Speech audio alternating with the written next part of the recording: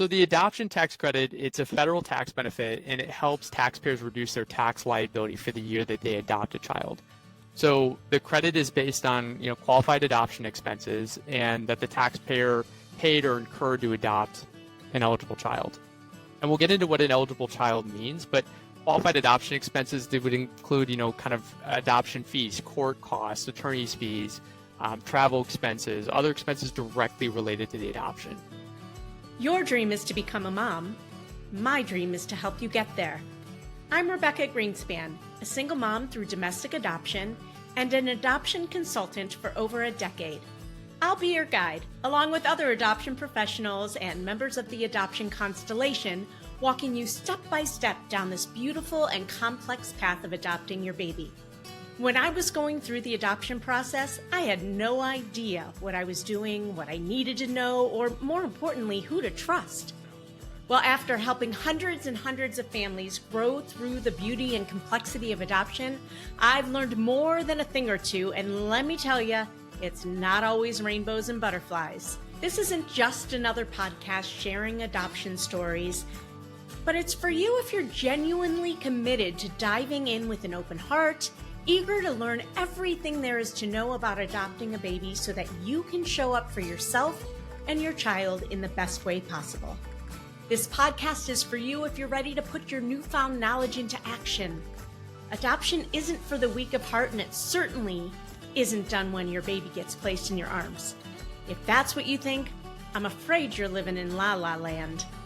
My promise to you is to keep it real if you promise to keep digging. We'll acknowledge the hard, and we'll also celebrate the joy that is adoption. You ready? Let's do this. You've been dreaming of becoming a mom for years, and finally the timing is right. There's just one daunting obstacle: money. Adoption can be financially overwhelming. Lucky for us, our guest today is here to help you find your way. With over 8 years of experience in financial planning and a deep personal understanding of the adoption process, our guest is committed to helping families achieve their dreams of adopting. From budgeting and investment management to tax and estate planning, his team provides comprehensive financial services tailored to adopting families. Meet Matt Joyner, Assistant Vice President of Wealth Management at Fortis Capital Advisors. In 2001 and 2003, Matt's family adopted 2 little girls from Texas, Lauren and Selena.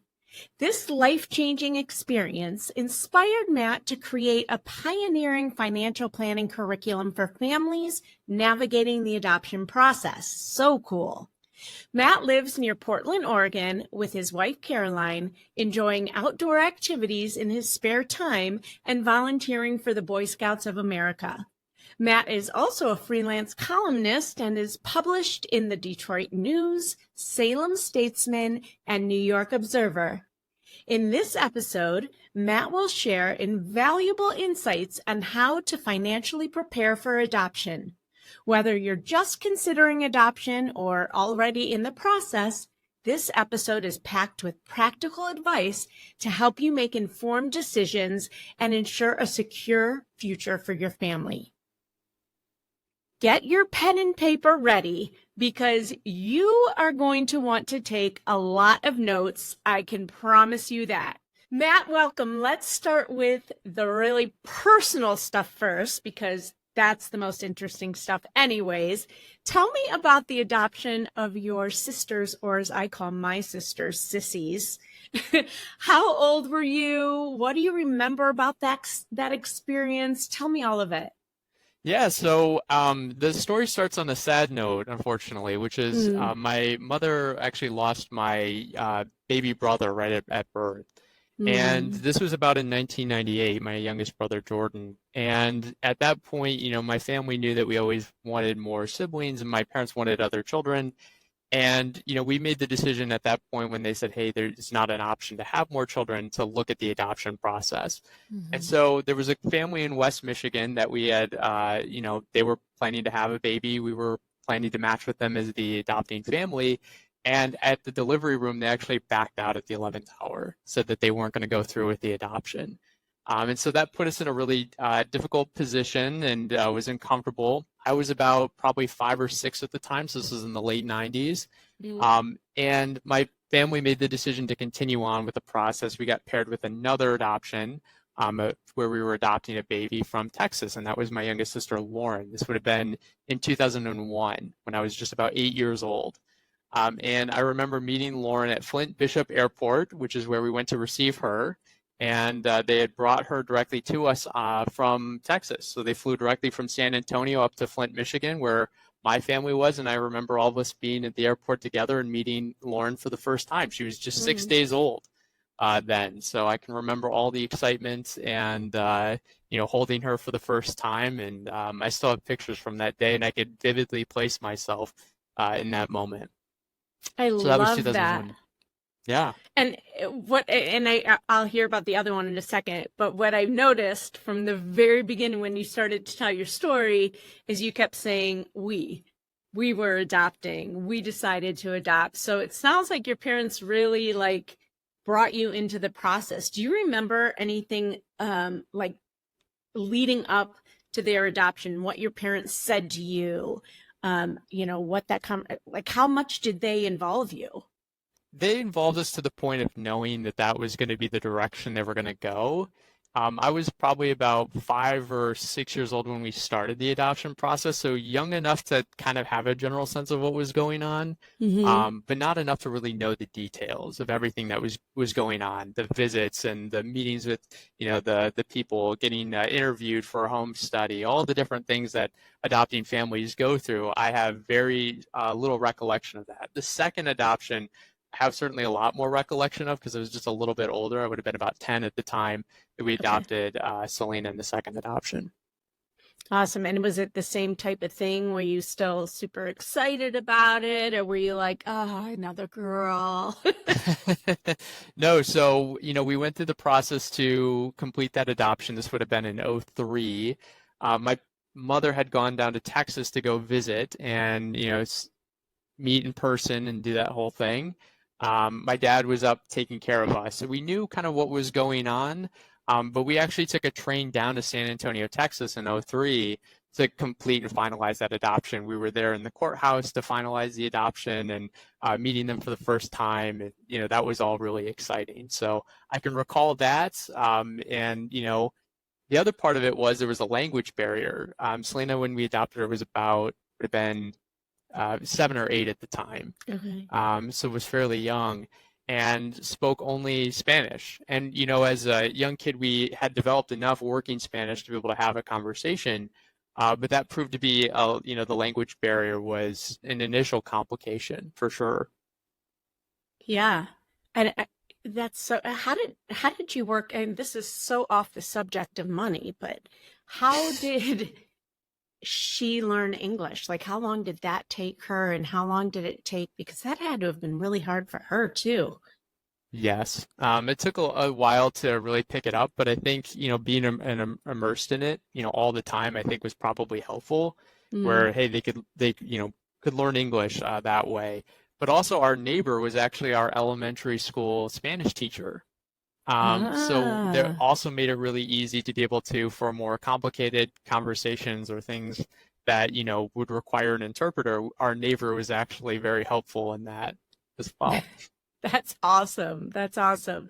All right. So let's get into money. There's so much to talk about. And I know we're going to talk about a guide that they can get their hands on, that our listeners can get their hands on at the end, which is chock full of information. But okay, it's obvious that you have a connection to adoption and it's been very meaningful in your life, but was there something in particular that inspired you to specifically work with adoptive families? Can you talk about that and also give us a broad overview of how you work with adoptive families? Yeah, absolutely. So really this starts probably right around the time that actually after that adoption was finalized, the second adoption in 2010, we actually lost my mom. She unfortunately passed away from cancer. I'm so sorry. I appreciate that. And, one of the things that, we went through as a family was, the financial considerations of Mm. not, now my dad being a single parent to four kids was a really difficult place to be. And when I worked in financial services, when I finally made the decision to go into independent practice, one of my first clients said to me, in about 5 to 7 years, we're going to be looking at adopting a child. What should we be thinking about today? And so it's kind of a sign that, hey, this is probably something worth exploring. I'm sure there are other people who have this question. Yeah. And it was so funny that it was one of my first clients when I went as an independent practice. So I really wanted to create a firm that would have been something like what my dad needed right after my mom passed, and something that my parents needed in 1998, 1999, when they were beginning the process to navigate the complexities around financing, an adoption. Yeah, so it just kind of fell in your lap because maybe you wouldn't have otherwise done it, but what a perfect like kismet moment that and so do you work mostly with adoptive families now, or that's just a specialty niche for you?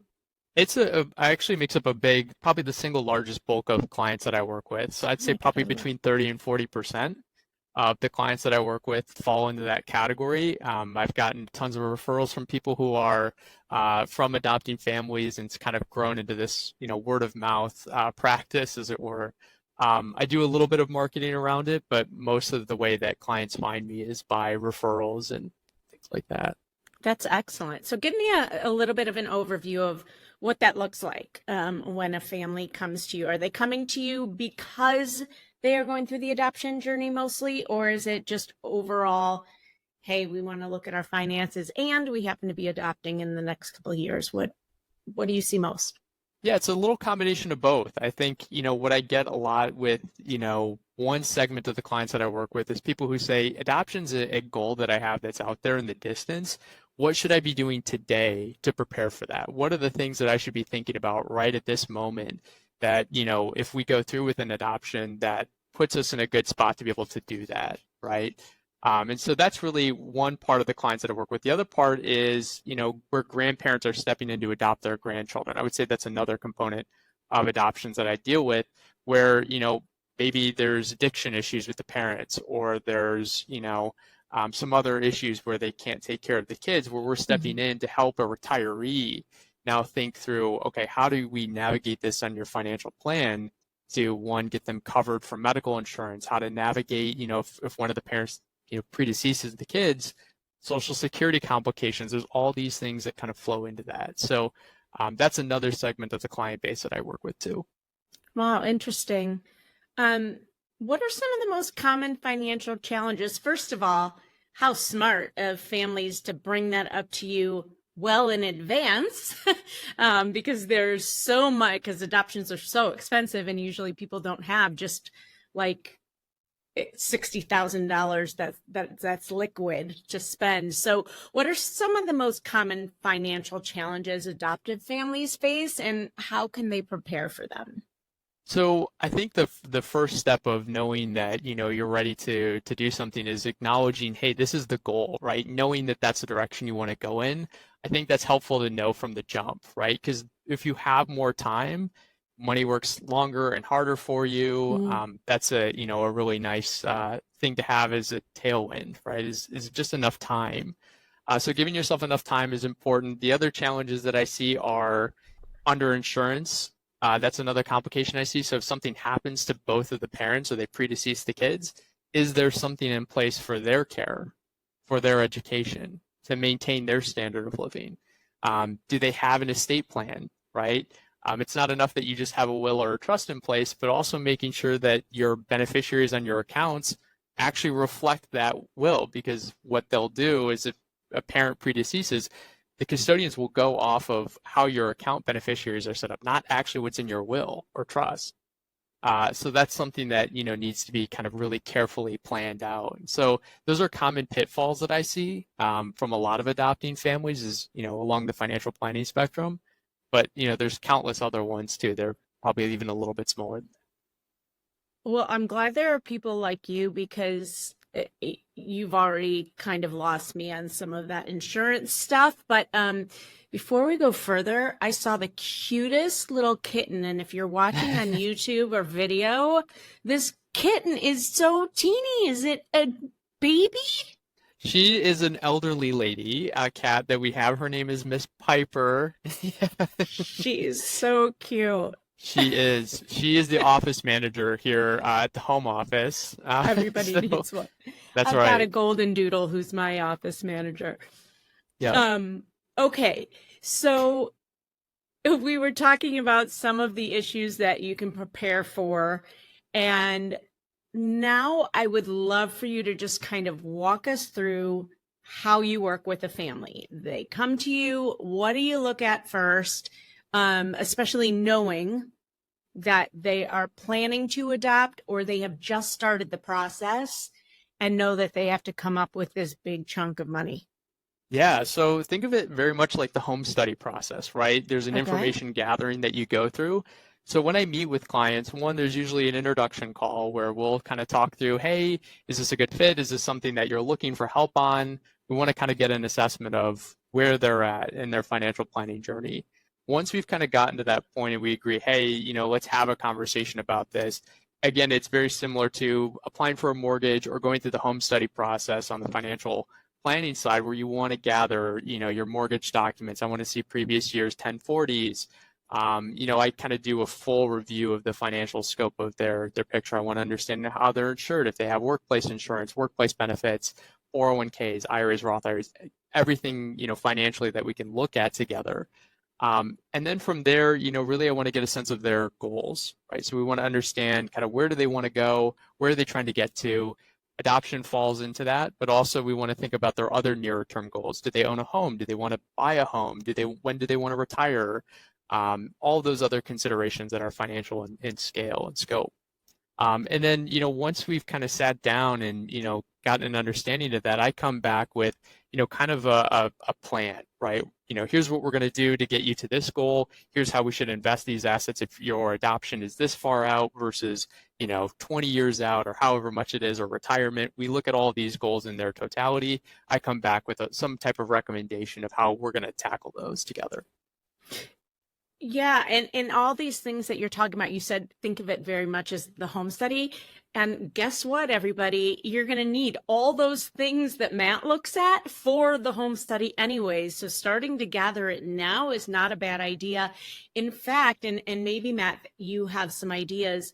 I often recommend families use something like, I know when I was going through the adoption, I used something called mint.com. I think it's part of QuickBooks or Intuit now, but or Rocket Money, or to bring all of my financials into one place, because those numbers change as you go, like daily. And so as you're signing up with different agencies and filling out all these applications, and each application is a little bit different, but you're still going to need all those numbers, that it's easy to get to. How do you recommend people like organize all that? Yeah, so they just got rid of Mint, actually. I think it was Oh, about they two did. months ago. Yeah, so Okay. they shut it down. But I do have a financial tracker that will track your financial picture over in real time. Oh, And awesome. it's done through what's called Right Capital, which is a financial planning software. And I allow it access for free. So I give a light version of that for free, which does allow you to track all of your finances. And it does give you some light financial planning tools in there as well. Oh, Um, great. so that's very nice, and I recommend anybody who's interested can use it. I also have free access to Planswell, which is another software people can use to spit out a retirement plan for themselves in probably 15 minutes. Great. I'll get those links from you and I'll put them in the show notes. Perfect. Absolutely. What are some of the other tools that can help families navigate the financial aspects of adoption more effectively? I would say, working with a planner can help, right? Part of being a planner is, we are the record keeper of the plan itself, right? Hmm. So, it's our job to maintain a record of, where your financial picture is at, what the death benefits of insurance policies are, what insurance policies are in place, what disability insurance you have, 401k balances, IRA balances, brokerage account balances, stock employee purchase plan, account balances. So we keep all that as a record. but I think working with a planner can definitely help with that. The tools I would certainly recommend using, of course, those are, you don't have to have a planner in order to be able to use those, but working with a planner can certainly help put all of it together in one plan there. Yeah. And there are definitely others that we'll dig into in a little bit. I think this next question might start us down a different road of really, this is where you'll probably want to start taking notes. But let's talk about some of the common financial pitfalls that adoptive families face and what steps they can do to avoid them. So, for instance, I know a lot of families who dip into their 401k. That, to me, I'm guessing is a pitfall. Is that a good idea? And what are some of the other things that you're seeing? Yeah, so, one of the things that most people don't know about is that you can take a penalty-free distribution from a qualified plan. So this would be like a 401k, a 403b, a 457, an IRA, and you could draw that out. And actually, there's what's called a 72T distribution. It's a special code in the Internal Revenue Code. But basically what it allows you to do is take a $5,000 penalty-free distribution per adoptee, so per adopted child. So from all of those, I thought it was just IRA. So you can do it from any of your investment any of your qualified plans. So any of those qualified plans are eligible for that distribution. Cool. There is a specific, so it does get counted as ordinary income. So just keep that in mind. It does, push you up as far as your income goes when you report it on your 1040. But there are ways to forego that tax withholding. So if you said, hey, you know what, I'd actually not like to withhold taxes, there's a specific form that you can fill out to forego that. Otherwise, they'll take an automatic deduction for federal taxes. Okay. So you can take a certain amount, but is it beneficial to use, like, say I have $100,000 in a 401k and the adoption it costs $60,000 and I'm $30,000 short? Is that a good idea to use that? It's you got to weigh it with everything else that's in your financial plan. And this is where a financial planner really makes a lot of sense, is how do we weigh these different goals? Because if you have a $100,000 401k, you can take up to a $50,000 loan against the balance of your 401k. You could potentially do that. Is it advisable to do it? That's completely, another consideration as well entirely. Are you going to get hit with a big penalty if you do that? Not as a loan against the 401k. Interesting. Is there a big interest to pay it back?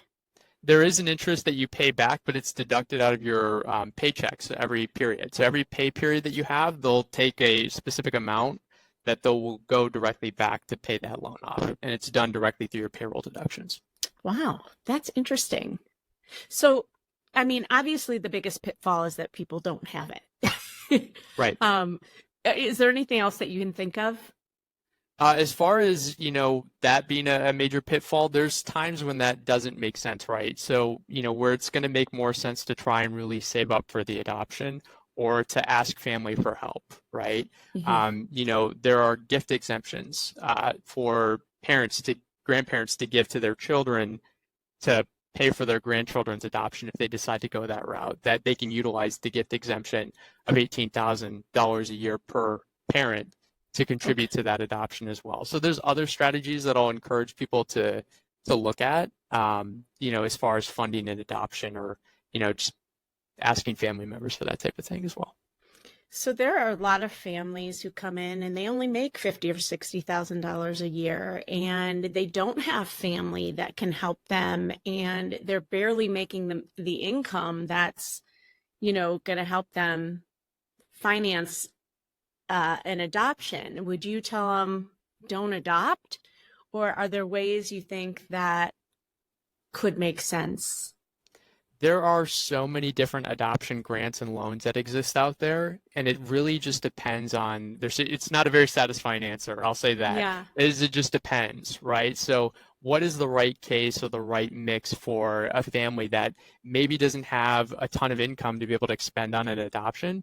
Can they go a loan route? Can they go the grant route? How much can they do off crowdfunding? Things like that. What are things that they can utilize that are kind of within the 5 feet around them to be able to raise capital for this adoption? And then usually I'll say after that, then you can go into the financial engineering side to say, how much can we draw on a 401k loan or take a 72T distribution or things of that nature. Those are usually kind of the last places that I would encourage someone to look, because we don't want to sabotage the retirement goals in order to get this nearer term goal, right? So when you say within 5 feet reach around you, can you expand more on that? Yeah, so think about, all the different organizations that exist out there that offer adoption grants or adoption loans. Those are the things that are accessible to them right now that they can get, access to. They can fill out a grant form. They can fill out an application to, take a loan if they want to do that for an adoption. There are resources that exist around that. So that's kind of what I mean when I say the 5 feet around them is, this is just what's readily available through the internet or, that they can do on their own even. Okay. So you have loans and grants, you have your own investments, you have family members. What are some other places that people can access? Yeah. So life insurance is one. So if you have cash value of life insurance, so these would be like whole life policies or variable life policies, you could take loans against those plans. That's also an option that you have as well. If you already have them, that's great. I wouldn't get a again, it will depend, but I don't know that I would get a life insurance policy to be able to borrow against it for this specific purpose. Yeah. That could be a rather expensive way to go about it. But again, it'll depend on situation to situation. Yeah. The other things I'm thinking are just simply saving, right? When you get paid, paying yourself first. Of course. And if somebody's doing that, is there a certain percentage that you would advise them on? Like, what's the minimum percentage and what kind of account would you put that money in? Yeah, so it depends on what it's needed for. One of the first things that I encourage families to take a look at is their emergency expenses. Having 6 months to a year of emergency expenses set aside, because you don't want to have gone through the adoption process, spent all the cash you have, and then all of a sudden, one medical emergency puts you on the brink of complete financial collapse, or, the heater went out and now I got to spend X amount for a new heater, to heat the house. Those are things that you want to make sure you're accommodating for. But as far as, saving, how much should you save for? It depends on, the timeline of that goal. So if it's 5 years, that's going to look a little different than if we need it in the next 2 years. And how we invest, that's going to look a little different as well. Whether we're going to use some type of high yield savings account, whether, we're just going to put it in a traditional checking account, something that's FDIC insured, very safe, very stable, things of that nature too. Before we go on, we're going to take a quick break, but don't go away. We still have so much to talk about. Hey there, Adoption Roadmap fam. Are you ready to take the next step on your journey to parenthood? If so, head over to our website and take our quiz. It's called, Are You Ready to Adopt? It's not just about testing your knowledge. It's about making sure you're emotionally and practically prepared for the beautiful, complex journey of adoption. Let's make your dream of parenthood a reality. Go to rgadoptionconsulting.com and take the Are You Ready to Adopt quiz today. That's rgadoptionconsulting.com. The quiz is free, and it will let you know where you are in the process and if you're ready to jump into your adoption journey. Got it. And I know you're not, I know this isn't like official advice, financial advice. And that all sounds beautiful to have like this savings for an emergency fund. But let's be real, Matt. People like take every last penny that they have to be able to become a mom or dad for the first time, especially for the first time, but maybe even for second, third, or fourth time. People will do anything. And I get it. I was one of them, and it takes a long time to build that back up when you do that. So this is sage advice. Whether people take it or not is another thing.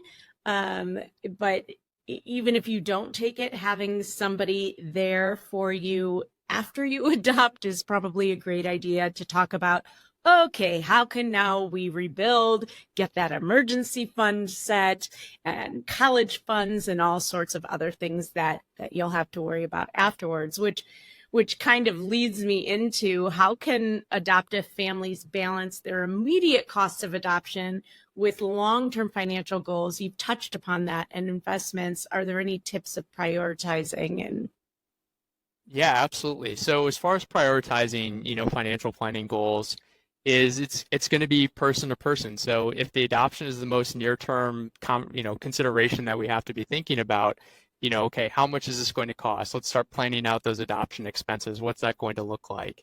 And then that starts to translate into some of the more complex things like, okay, here's, the sources you could draw from of your retirement accounts if we decide to go that route. Here's, the modified adjusted gross income limits for the, adoption tax credit. That starts to matriculate into the more complex financial planning that we do for clients. That's more tax planning. Are there employee adoption benefits that are available to them? Those are taxable. So, how do we, count that as part of our strategy or part of our income planning for this event, right? So, those are kind of some of the things we think about in the totality of, planning for their adoption. okay, you mentioned two things that I want to dig deeper on. You mentioned the tax credit and employee benefits. Let's talk about the tax credit first. Talk to me about what it is and how it works. Yeah, so you're in Ohio, am I correct? I am. And so the Wendy's Corporation, one of the fun facts about the adoption tax credit is Dave Thomas was actually one of the champions of the adoption tax credit. He testifies in Congress in the mid to late 90s about the need for the adoption tax credit and is really a hero of that. Bill Clinton signs it into law, I think in either late 96 or 97 when that adoption tax credit gets passed and put through. And it's something that, he was a big champion of, and Bill Clinton actually thanks him for his contributions to adoption in that as well. So it's kind of a cool, neat history of the adoption tax credit. Fun fact of fact. This episode. I didn't know that Dave Thomas had a part in that. That's a great fun fact. Was very instrumental in it. There are, a number of different pieces of criteria that will trip people up. So, for example, the adoption tax credit is to basically deduct, your expenses related to an adoption. Okay, and there are specific requirements that have to be met. So, for example, if someone does an international adoption, you can't take that adoption tax credit until that child has become a U.S. citizen. So that's interesting as well. So if you're not able to do that, right, that delays your ability to take the adoption tax credit. So those are some of the things that I help people work through. You get up to about $16,810 in 2024 that you can deduct for that adoption tax credit. And that's the max credit amount. And then there's an income, phase out for that, which starts at about $252,000 and goes all the way up to about $292,000, where you start to be able to phase out of being able to take that tax credit. All right, so let's dumb it down a little bit. Sure. How exactly does that work? When can you apply the tax credit? What do you need for it? And am I just getting money sent to me afterwards? So as far as, the credit itself, it just goes to reduce their tax liability. So what does that mean? Yeah, so let's say, for example, you owed $20,000. Okay. A tax credit, it's not a refundable credit. So, for example, can only bring your tax liability down to zero. You wouldn't get any money back. So you wouldn't get a refund if you only had if you earned $15,000 and you had $18,000 of expenses, you wouldn't get the $3,000 back as a refund on that. It can only bring your tax liability down to zero. So in that case, if you only earned $15,000, you could only deduct $15,000 of expenses on that, if that makes sense. Yeah. Okay. So I think I want to explain it another way, but tell me if I have this wrong. First of all, you can only apply the adoption tax credit in the year that you finalize. Correct. That you do your taxes for. So, for instance, If you finalize your adoption, which usually happens about 6 months after your adoption, in 2024, you finalize. When you do your taxes in 2025 for the 2024 year, that's when you can apply it.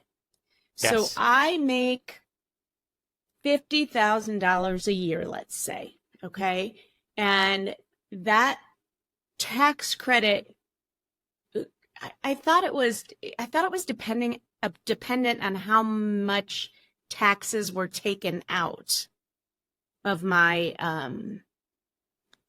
how much I paid in taxes. Is that not how it works? So Gets a little confusing. It gets a little confusing, right? So there's taxes that you take out for withholding, right? So through your pay period or through your regular paychecks that you get. And then at the end of the year, when you go to file your taxes, you reconcile what you withheld versus what you may still owe. When you take your gross income, you then start to go through the process of taking those deductions and looking at tax credits and piecing that all together. What's important about that is, that's when you start to look at, hey, here are the credits that I'm eligible for. Here's what I can then take. If you're doing an adoption in 1 year, it may make more sense to itemize as opposed to taking the standard deduction.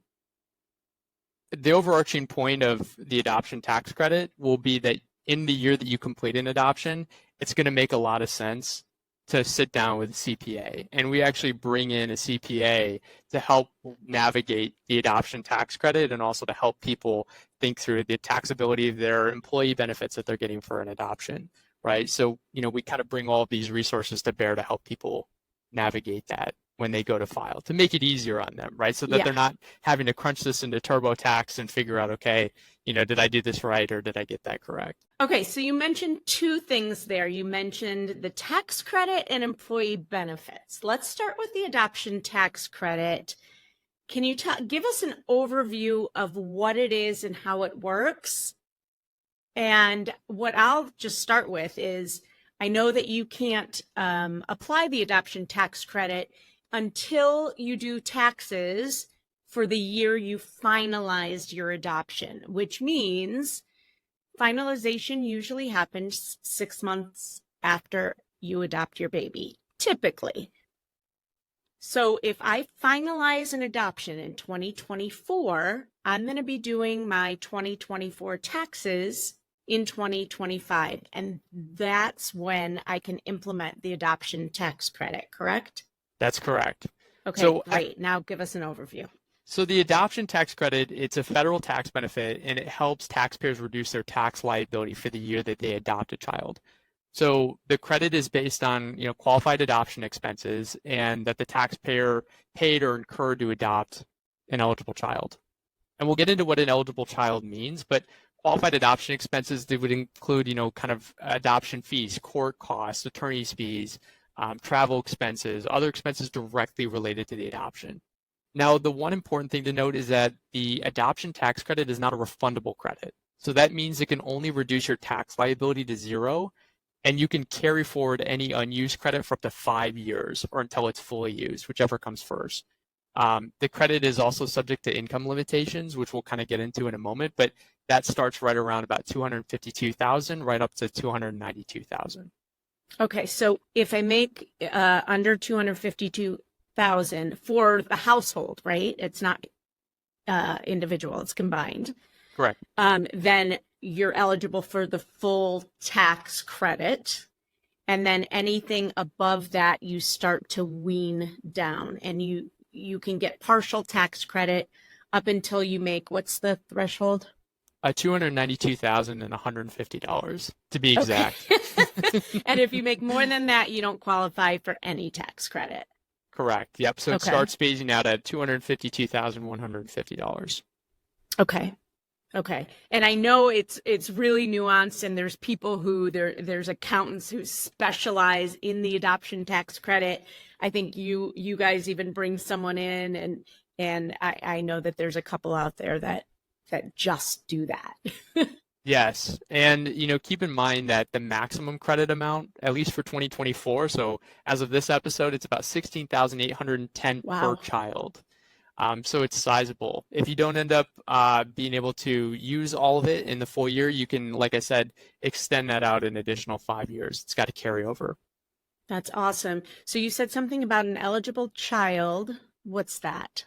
So an eligible child has to be under 18 years old. Okay. Stands to reason.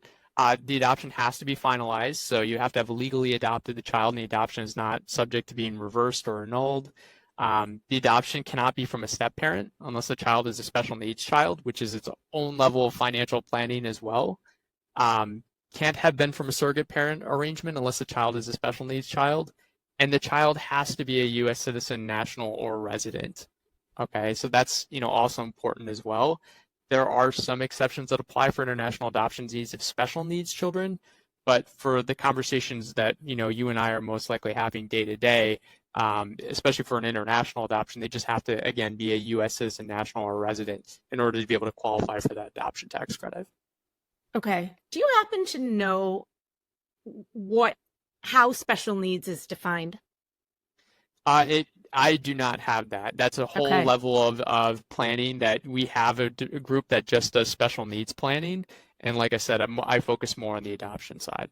Because I know agency to agency, that term is thrown out, and anything can be special needs or not, The other thing, and you may or may not know the answer to this, do you know anything about utilizing the adoption tax credit in a year that you had a disrupted or a fall through where maybe an adoption fell through and you lost $30,000? Yeah, I do not believe that you can take an adoption tax credit for that. I do not. That's not something that would be unfortunately allowed in that case, as far as I'm aware. Okay. Okay. All right. So moving on to the employee benefits.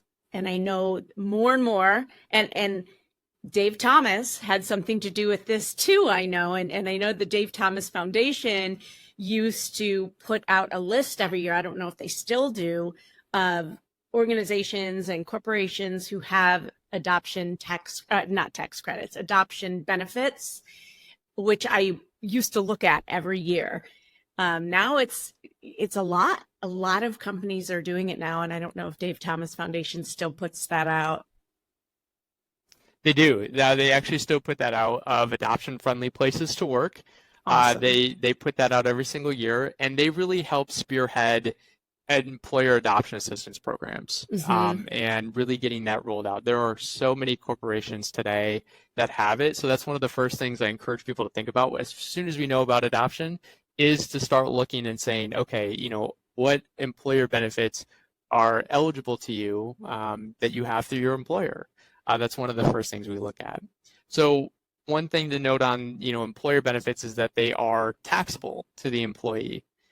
So that's important to think about. And they can exclude up to $16,810 of qualifying adoption assistance benefits from an employee's gross income. And that means the adoption assistance under the annual limit is exempt from federal income tax withholding, but it's not exempt from federal unemployment taxes, which are called FUTA. So there are complications that exist with that again, we work with a tax specialist. We bring in tax people to help with this, and so that they don't have to think through that alone or have to be worried about that as we go through the process to help them prep and file. Wait, so you're telling me, and usually, by the way, you get these benefits after you adopt.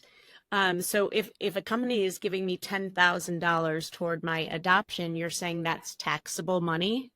Yes, so it can be excluded up to $16,810. If they give you more than that, then it can become taxable. So there is an exclusion amount that they have, but it's not exempt from federal unemployment taxes, FUTA taxes. Okay, got it. I never knew that. Interesting.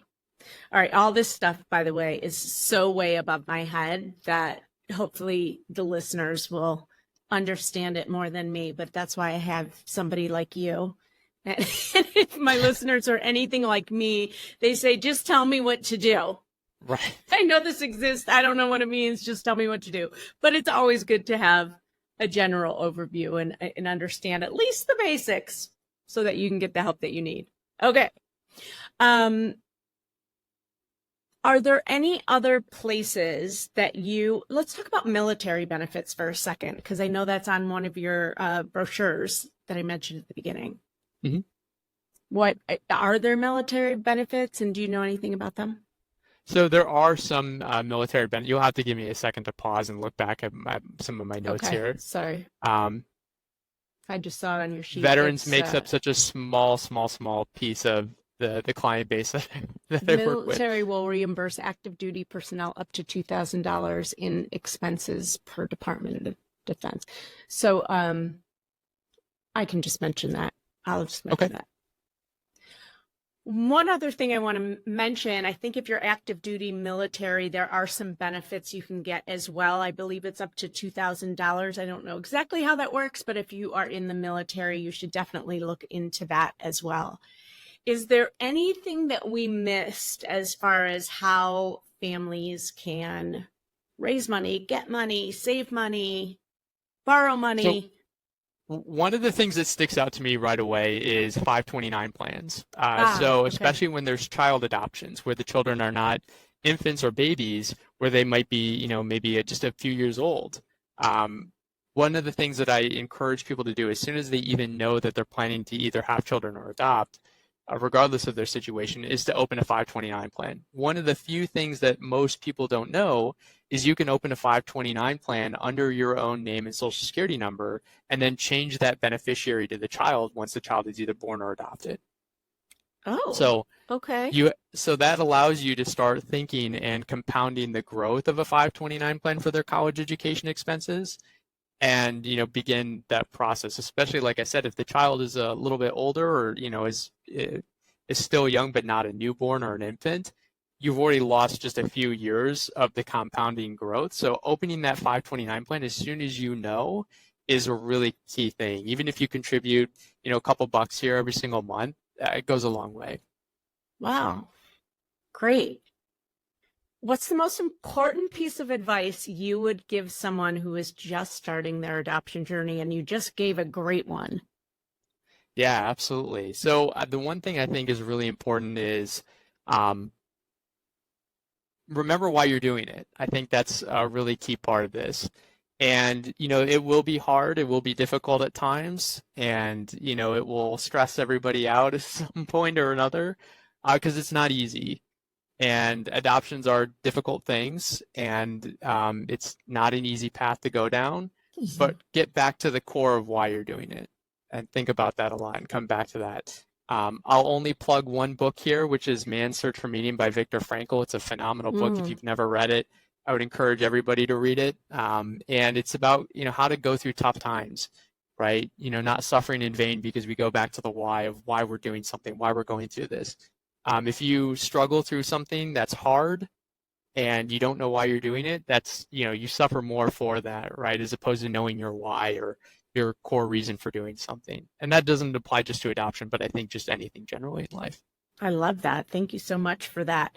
I always joke that when I adopted, I was working in when I started the adoption journey, actually my infertility journey first, I was working in the nonprofit industry.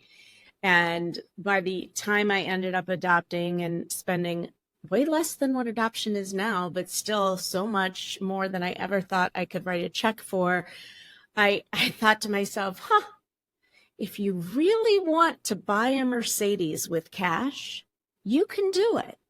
It just takes some creativity. That's right. Yeah, exactly. Matt, thank you so much for all these golden nuggets. I want to end with a couple rapid fire questions for you to get you off balance a little bit. So before I get into my rapid fire piece that we like to end with, and when I say we, I mean I, tell our listeners how they can get their hands on this really amazing brochure for adoptive families and how to prepare financially. Yeah, so you can find all of my resources on adoptionfinancialplanning.com. And on there are all sorts of different resources. So the free guide itself, you can find under free stuff. So you can download that adoption guide under that. And then there's also all the financial planning tools the financial planning tracker, the retirement planner. There's all these different tools that you can use, and they're completely free of charge. Wonderful. And I assume that that's how they could work with you as well if they decide that that's a good fit. Absolutely. Perfect. I'll link that in the show notes. Thank you so much for being here. This recording is limited to the dissemination of general information pertaining to adoption planning.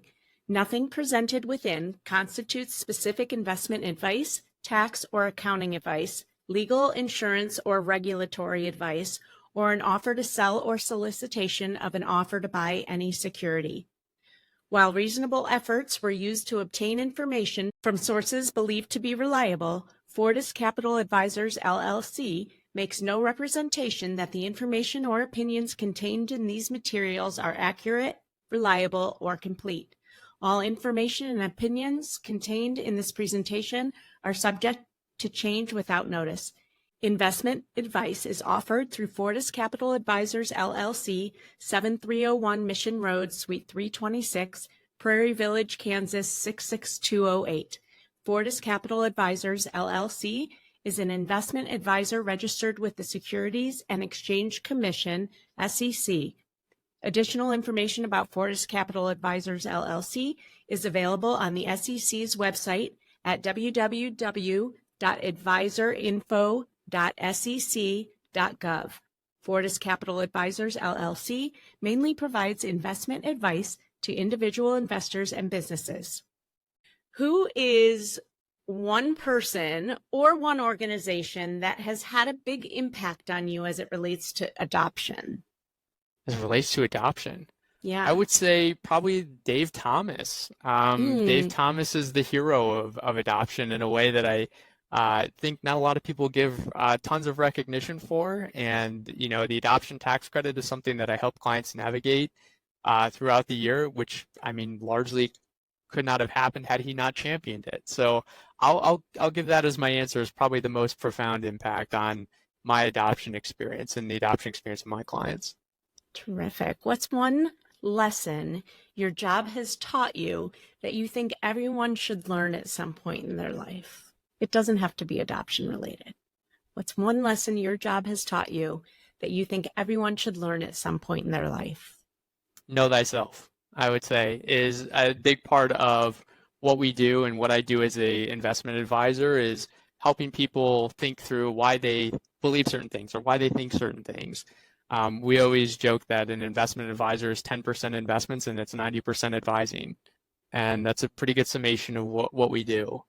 We talk a lot about the psychology of money with our clients. We talk about how they think about money, how they're approaching things that are happening in the world or in the news, how they're thinking about that in the context of their financial plan. So know thyself is really important. It's probably one of the most sage advice that I could probably give to a client or anyone. Profound. What's one thing about your job working with adoptive parents that you didn't expect? I would say how prepared they were. I work with a lot of other retirees as well, and other people who are not just in that realm of financial planning, who are, income retirements or planning, or we're doing Medicare planning or Social Security planning. All those things factor into what I help adopting families with. But my adopting families come to me so prepared because they're going through it, right? Or they're thinking about it proactively. So I think a lot of times I get a sense that they are very well prepared for those conversations about what they need to do, and they're very open-minded to what needs to be done in order to get them to this goal. What's been your biggest failure or mistake that you've made when working with adoptive families, and what did you learn from it? Biggest mistake when working with adopting families is not getting into it soon enough. Love it. I know that seems like maybe an avoidant answer, but when I realized that this was something that was an underserved part of the industry, and when I realized that so many people had so many different questions, and when I talked to attorneys who refer clients to me, where they were saying, "Hey, these are questions I'm getting all the time. How do I talk to these clients about this? Or how are you going to solve these problems for us?" I wish I'd known about that sooner. So I think getting into this space sooner would have been better. Before I let you go, Describe adoption in 3 words. Tough, but awesome. Thank you so much, Matt Joyner. This has been great, and I'm sure people got a lot out of it. If you enjoyed what you heard today, please follow us, rate us, and tune in every Wednesday morning and Friday morning for a new episode. Well, I hope you enjoyed that episode of the Adoption Roadmap podcast. If you did, I have a few favors to ask of you. First, please hit subscribe so you never miss an episode. And while you're at it, I'd love to hear your takeaways. Please write a review and let me know what you liked. And if you have a question or a suggestion on what you'd like to hear, I'd love to hear that too. Please shoot me an email at support@rgadoptionconsulting.com and let me know what you'd like to hear about. And if you have a question, I may just answer it online. Thanks again for listening. Tune in every Wednesday and Friday morning for a brand new episode of the Adoption Roadmap podcast. Until next time, bye-bye.